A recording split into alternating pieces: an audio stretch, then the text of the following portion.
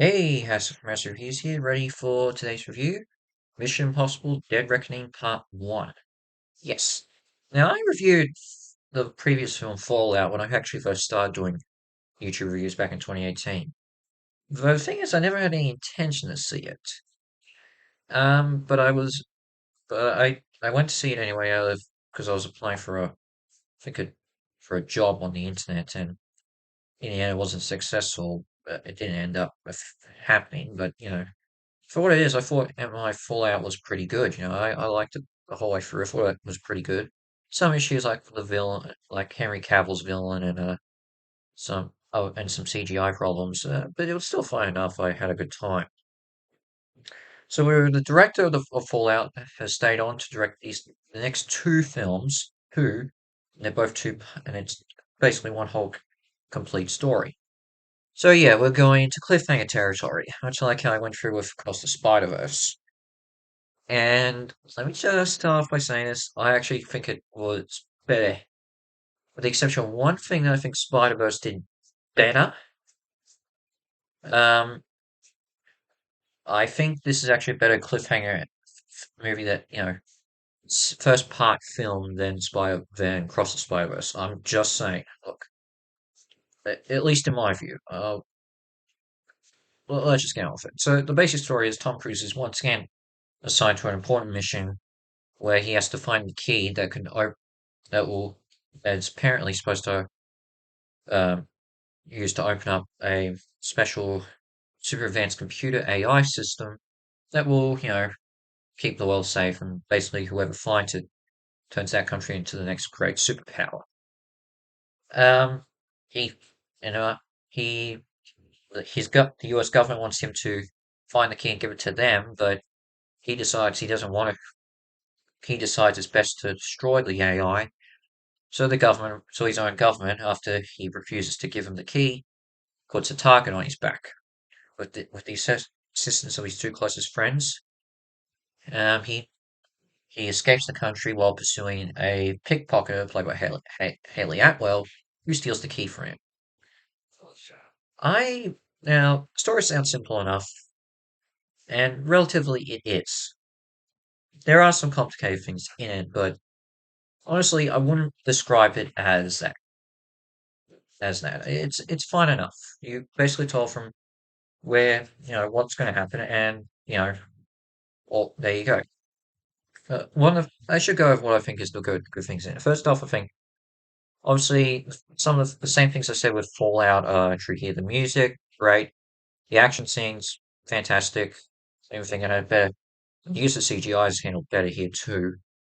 The performances are great. I think Haley Atwell steals the show in my eyes. The only one I think was a little bit off to me was Plum Klimoff as the secondary villain, or the villain of the henchman, who has a connection to Cruise. I'm not gonna say who or what he is because I don't really watch the MI films that much. So yeah, there's the only she was the only one I was a bit iffy over. Um, I like how it sets. I love the tension in this film. The stakes are raised very high in this, and the setup for the next film is handled well. But there is one thing I will get to that, and I will address why I think this is a better standalone film compared to Spider-Verse when I get to it. As I said, there are some things I don't like. There are some throwaway characters I wasn't too keen over. Like, as I said, I don't watch the MI films that much, so there are some characters that I think appeared in some of the other ones that I haven't watched, so I can't really connect to them, as including the main true villain who has a connection to Cruz. And basically, is the reason why he became a secret agent, as I said. You know, the AI that everyone's after, I think could have been explained a bit more, but maybe that's going to happen in Dead Reckoning Part 2. I think the opening is also very slow compared to the opening of Fallout. I don't know, it just didn't feel like it just took a lot longer. I wasn't keen on it. I felt it was just a bit of a little bit slower. And let's get on to why I think this is a better handle than Across the Spider-Verse when it comes to ending on a cliffhanger. I think it's because, at the very least, I felt like this was, at the very least, a complete. Even though it is setting up another film, it feels like a complete narrative to me. My problem with Spider-Verse with Across the Spider-Verse was I could tell very well this was a first part of a of this was the end, first part of a chapter or something. It didn't feel like it was a complete story on its own. This does, and it's for that very reason I enjoy it more. I can watch this on fine as it is and not to worry about there being a second part, you know?